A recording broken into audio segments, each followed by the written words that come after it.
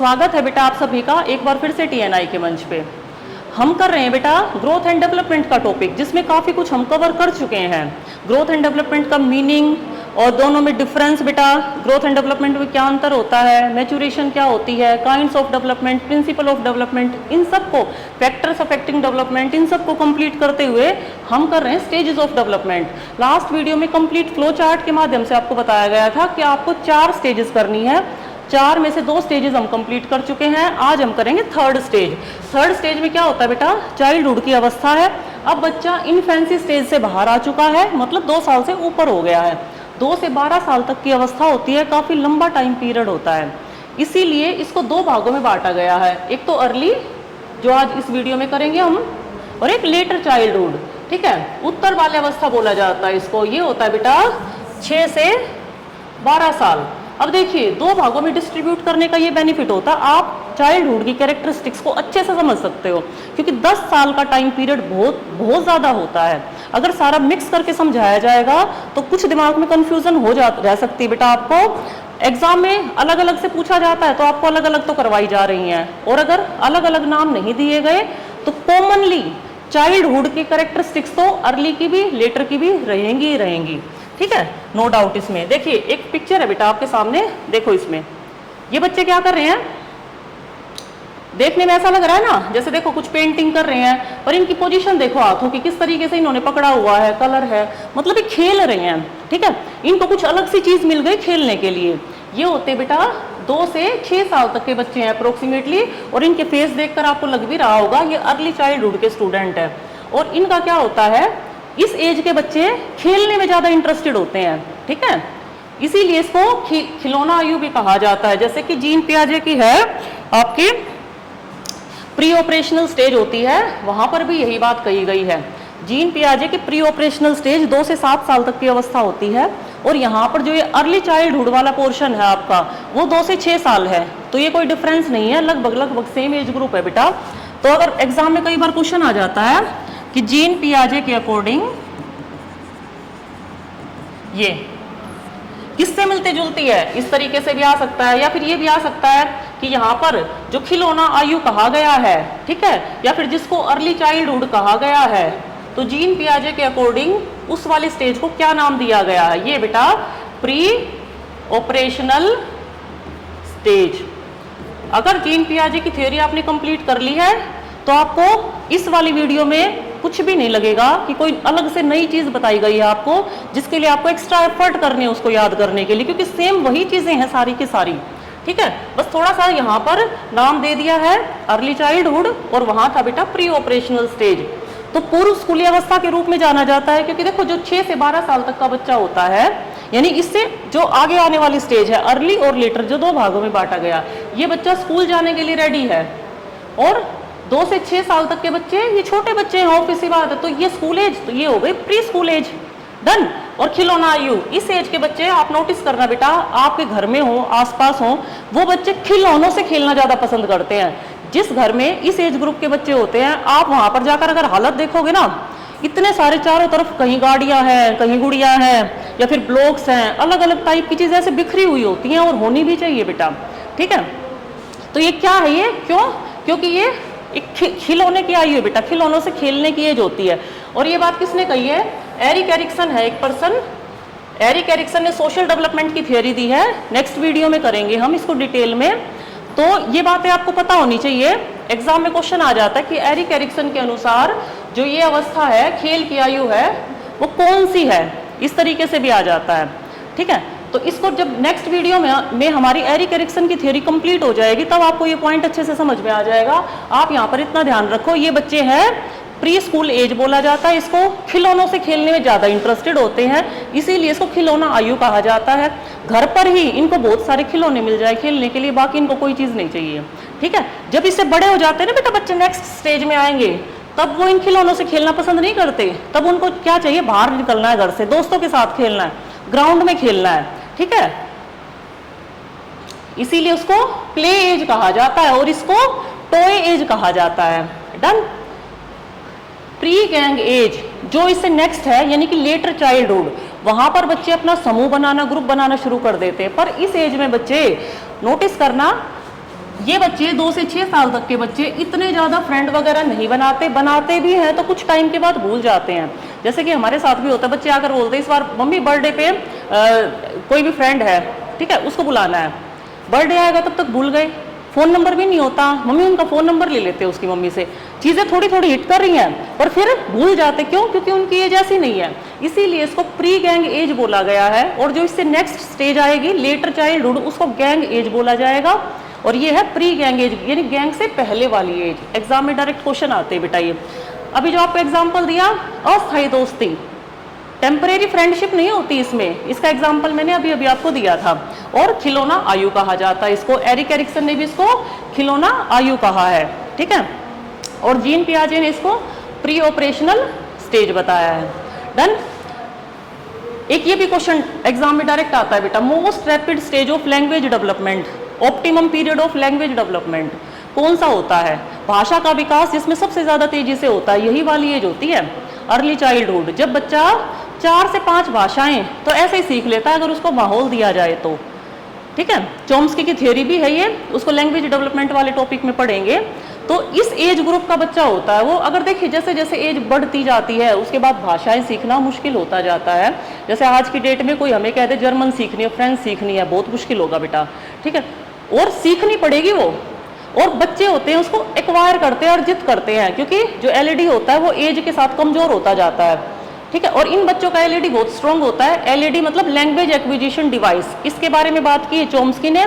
Language development की theory में इसको डिटेल में पढ़ेंगे, अभी ज्यादा दिमाग पर जोर नहीं डालना, अभी बस आपको इतना समझना है भाषा विकास के लिए अर्ली चाइल्डहुड का टाइम पीरियड क्या होता है बेटा, बहुत अच्छे वाला ऑप्टिमम टाइम पीरियड होता है, बहुत तेजी से विकास होता है। अगर यहाँ पर गड़बड़ हो जाए ना, पेपर में क्वेश्चन आ जाता है, अगर बचपन में किसी तरीके की कोई मान लीजिए कोई समस्या हुई बच्चे के साथ, तो आगे आने वाले सालों में क्या उसको मतलब इग्नोर किया जा सकता है, सुधारा जा सकता है, चेंज किया जा सकता है? बिल्कुल भी नहीं बेटा, भूली नहीं जाती है चीजें। अगर बचपन में कोई बात हुई है ऐसी तो डेवलपमेंट पर फर्क पड़ता है, ठीक है।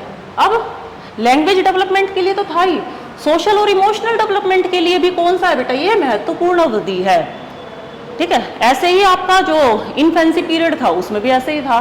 और फिजिकल डेवलपमेंट के लिए भी फिजिकल, सोशल, इमोशनल, लैंग्वेज, हर टाइप के डेवलपमेंट के लिए क्या है बेटा, एक ऑप्टिमम पीरियड है। एग्जाम में क्वेश्चन आ जाता है, जैसे चॉइस दे देगा तेजी से विकास होता है, कौन सी में, अर्ली और लेटर दोनों दिए हुए हैं, तो आपको अर्ली की तरफ जाना है, ठीक है। जो अर्ली चाइल्डहुड वाला टाइम पीरियड होता है उसमें तेजी से विकास होता है बच्चे का, जब तक 5-6 साल का हो जाता है ना बच्चा। फिर उसके बाद जैसे बड़ा होता है, मतलब लेटर चाइल्डहुड में आता है, तो ऐसा लगता है जैसे ग्रोथ थोड़ी सी कम हो गई, हाइट वगैरह बढ़नी, वेट बढ़ना थोड़ा सा कम हो गया, फर्क पड़ गया। उसके बाद एडोलेसेंस की स्टार्टिंग में जाते हैं, फिर से बढ़ने लग जाते हैं, और फिर बाद में आके रुक जाता है क्या, ग्रोथ, ठीक है। आगे अतार्किक चिंतन, यही बात जीन पियाजे ने भी बताई थी। इन बच्चों की लॉजिकल रीजनिंग होती है, कोई लॉजिक नहीं होता इनकी बात के पीछे। जैसे कि इसका एग्जांपल दिया था एक, मान लीजिए, और एग्जांपल क्या, ये बिल्कुल रियल लाइफ एग्जांपल है। मेरे सामने एक 12 साल का बच्चा है और एक 5 साल का बच्चा है। तो एक जो 5 साल वाला बच्चा है उसने कहा बड़े बच्चे को पागल, ठीक है। तो जो बड़ा बच्चा था उसने कहा उसको महापागल। उसके बाद अब छोटे बच्चे के पास कोई लॉजिक नहीं हो, उसने क्या बोला, मिट्टी पागल, ठीक है। और जो बड़ा बच्चा था ना 12-13 साल का, उसके मुंह की तरफ ऐसे देख रहा है, क्या करे, बोल दिया तो बोल दिया, इसको तो पता ही नहीं है, ठीक है। अब अगर वो बच्चा थोड़ा सा अगर उसकी एज के साथ का होता तो वो मिट्टी पागल ना बोल के वो क्या बोलता, महापागल। इस तरीके से मतलब कुछ लॉजिक वाली बातें करता, जो चीजें समझ में भी आती। तो इन बच्चों की बातों के पीछे, इस एज ग्रुप के बच्चों की बातों के पीछे लॉजिक नहीं होता, ठीक है। अगर हम बात करें यहाँ अगला पॉइंट बेटा देखो, हाँ जी, यहां देखते हैं क्या है ये, अतार्किक चिंतन हो गया। सर्वव्यापी न्याय में विश्वास रखते हैं ये बच्चे, ये वही एज ग्रुप है, कोलबर्ग ने बात की थी जब मोरालिटी की बात करते, भगवान पाप देगा, है ना, कुछ भी गलत करोगे किसी के साथ, हमें गलत नहीं करना चाहिए, तो ये वाली सोच होती है। ये हम कोलबर्ग की मॉरल डेवलपमेंट की थ्योरी और जीन पियाजे की मॉरल डेवलपमेंट की थ्योरी उसमें कर चुके हैं हम कंप्लीट। क्यूरियोसिटी, इतनी इच्छा होती है जानने की, सारा दिन इन बच्चों के सवाल खत्म नहीं होते, ये क्यों होता है, ये क्यों होता है, हम कैसे खड़े होते हैं, हमारे अंदर क्या है। एक दिन बोल दिया, ठीक है, मेरे पास भी एक बेबी सी एज ग्रुप का है, एक दिन बोल दिया हमारे अंदर स्केलेटन होता है। बस स्केलेटन कैसा होता है, ऊपर से कार्टून में भी देख लिया स्केलेटन, अच्छा मैंने ऐसे उंगली की तो स्केलेटन भी ऐसे कर रहा है, अगर मैं बैठ जाऊंगा तो स्केलेटन भी बैठ रहा है, मैं लिख रहा हूं तो स्केलेटन भी लिख रहा है। इतने सारे सवाल कि जवाब देते देते आप थक जाओगे, पर बच्चा सवाल पूछते पूछते नहीं थकेगा। क्यों? क्योंकि बच्चे में एक जिज्ञासा होती है जानने की, इसी वजह से वो क्वेश्चन करता है। इच्छा है जानने की, पानी कहाँ से आता है, ठूठी में पानी कहाँ से आया, ठीक है, बारिश कैसे होती है, हम कैसे आए, हम इस दुनिया में नहीं आए थे, उससे पहले हम कहाँ थे, ठीक है, भगवान के पास थे, भगवान इतने सारे लोगों को कैसे रखता है, फिर किसी के पास भी फेंक देता है। ऐसे दुनिया भर के सवाल होते हैं, क्योंकि इनके माइंड में बेटा एक क्यूरियोसिटी होती है, जानने की इच्छा होती है। ना तो आप रोक सकते, ना ही आपको रोकना चाहिए, अदरवाइज बच्चे के डेवलपमेंट पर नेगेटिव इफेक्ट पड़ता है बेटा। कॉग्निशन के डेवलपमेंट पर भी, हर तरीके के डेवलपमेंट पर एक नेगेटिव इफेक्ट पड़ेगा अगर आप बच्चे को बात बात पर डांट कर और उसके क्वेश्चनिंग जो पूछ रहा है उसको दबाने की कोशिश करोगे तो, ठीक है। इन्वेंट्री स्टेज होती है, कुछ ना कुछ नया खोजने की, करने की अवस्था रहती है। जैसे कि गाड़ी है ना, उसको खोल के देखेंगे, डोल है उसको खोल के देखेंगे इसके अंदर क्या है, ठीक है, क्योंकि इच्छा है, क्यूरियोसिटी है, इसीलिए खोज की अवस्था है, ठीक।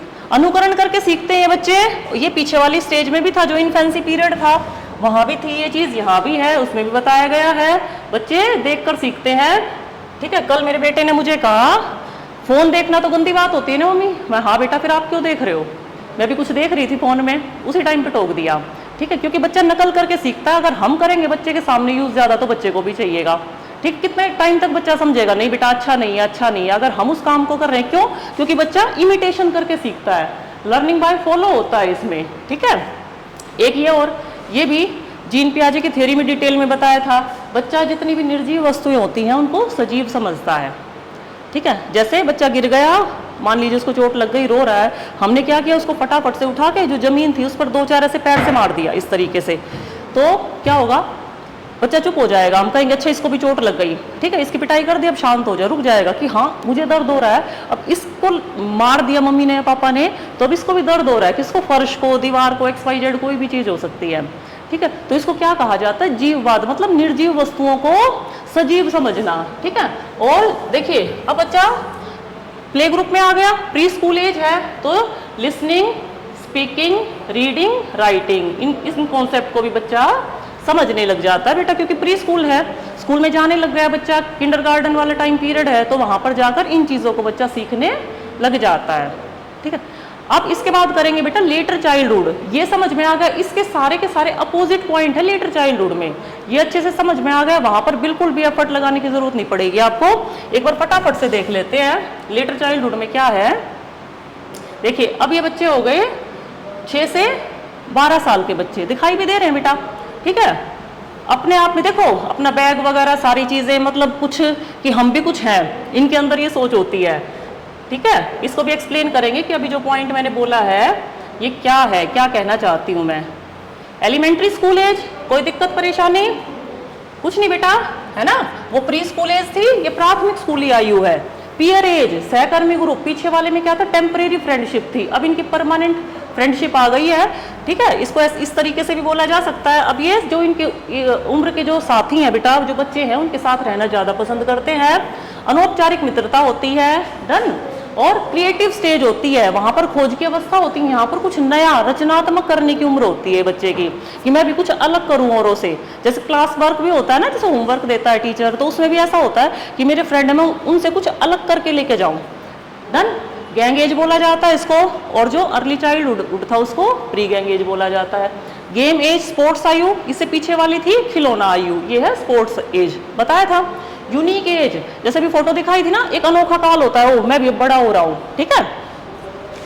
एज ऑफ, यही ये वाला पॉइंट आ गया, मिथ्या परिपक्वता की आवश्यकता, ये आयु, क्या लगता है बच्चे को अब वो मैच्योर हो गया, जबकि मैच्योर हुआ नहीं है।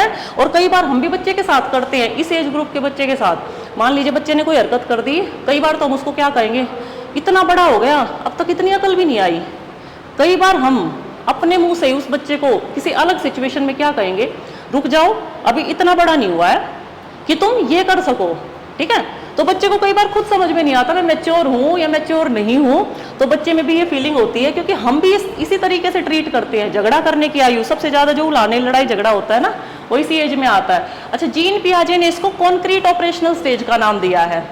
कौन सा नाम दिया है, कॉन्क्रीट ऑपरेशनल स्टेज। ये हम जीन पियाजे की थ्योरी में कर चुके हैं। जब क्या होती है, थोड़ा सा बता देती हूँ। जो बच्चे के सामने मूर्त चीजें हैं, ठीक है, उनसे सीखता है बच्चा। ये जीन पियाजे के अकॉर्डिंग कॉन्क्रीट ऑपरेशनल स्टेज है, डायरेक्ट क्वेश्चन आ जाता है। और एरिक एरिक्सन के अकॉर्डिंग ये इंडस्ट्री वर्सेस इंफीरियरिटी ये वाली स्टेज है। अब जब हम एरिक एरिक्सन की थ्योरी करेंगे बेटा, तब समझ में आएगा ये वाला पॉइंट आपको अच्छे से। बट लिखवाया यही जाता है नोट्स के साथ में, ताकि आपका एक जगह पर मटेरियल कलेक्ट हो जाए। जो एरिक एरिक्सन वो क्या कहते हैं, थोड़ा सा देख लेते हैं कि बच्चे अगर इससे पहली अवस्था में बच्चे चीज़ों को इनिशिएटिव लेते हैं, तो जो ये वाली स्टेज आती है 6 से 12 साल तक की अवस्था आती है, इसमें बच्चे मेहनती बन जाते हैं, अदरवाइज उनमें हीन भावना रहती है। इसको डिटेल में जब इस थ्योरी को करेंगे हम नेक्स्ट वीडियो में, तब समझेंगे। अगला पॉइंट बेटा, सोशलाइजेशन की अनोखी आयु, क्योंकि फ्रेंड के साथ रहना अच्छा लगता है, बैठना अच्छा लगता है, बाहर खेलना अच्छा लगता है, ठीक है। और एक मिथ्या परिपक्वता की भी आयु है, तो ये क्या हो रहा है, सब सोशलाइजेशन हो रहा है। सिगमंड फ्राइड है, पर्सनैलिटी में करेंगे सिगमंड फ्राइड की थ्योरी। उन्होंने इस वाली स्टेज को लेटेंसी स्टेज बोला है, मतलब सुप्तावस्था बोला है। वो क्या कहते हैं कि इस एज में बच्चे की सेक्सुअल एनर्जी गेम में कन्वर्ट हो जाती है, इस वाली एज में, ठीक है। इससे पहले वाली एज होती है जो अर्ली चाइल्डहुड वाली, उसमें जैसे जो लड़का होता है वो अपनी माँ के ज़्यादा क्लोज होता है, माँ ज़्यादा प्यारी लगती है, और इसका वाइस वर्सा, लड़कियों को अपने फादर ज़्यादा प्यारे लगते हैं। बट जो ये वाली स्टेज होती है उसमें बच्चे, सुप्तावस्था ही नाम है कि सेक्सुअल एनर्जी अब सुप्त हो गई, मतलब सो गई, ठीक है, वो गेम्स में कन्वर्ट हो गई अब वो एनर्जी। इसको भी डिटेल में पर्सनैलिटी वाले टॉपिक में पढ़ेंगे। अभी बस आपको इतना पता होना चाहिए, ये वही वाला टाइम पीरियड है, और वो थ्योरी वहाँ कंप्लीट होने के बाद आप ये पॉइंट अपने आप बता दोगे। ये सेम पॉइंट वहाँ पर भी लिखवाए जाते हैं। डन। सोशल टेंडेंसी हो गया। एक्टिव स्टेज, बच्चा खेल में इंटरेस्टेड है तो एक्टिव भी होगा। फिजिकल और मेंटल डेवलपमेंट अब बेटा स्लो हो जाता है। जो अर्ली चाइल्डहुड वाला टाइम पीरियड था वहाँ पर तेजी से होता है, और ये वाला टाइम पीरियड है जो लेटर वाला, अब यहाँ क्या हो जाता है, धीमा पड़ जाता है। ये भी इंपॉर्टेंट पॉइंट है, ठीक है। तो नेक्स्ट वीडियो में करेंगे बेटा हम अडोलोसेंस, ठीक है, लास्ट टॉपिक है चाइल्ड डेवलपमेंट की यूनिट का, ठीक है। उसके बाद नया टॉपिक शुरू करेंगे, तब नेक्स्ट वीडियो में करेंगे बेटा अडोलोसेंस। तब तक के लिए नमस्कार सभी को, थैंक यू सो मच।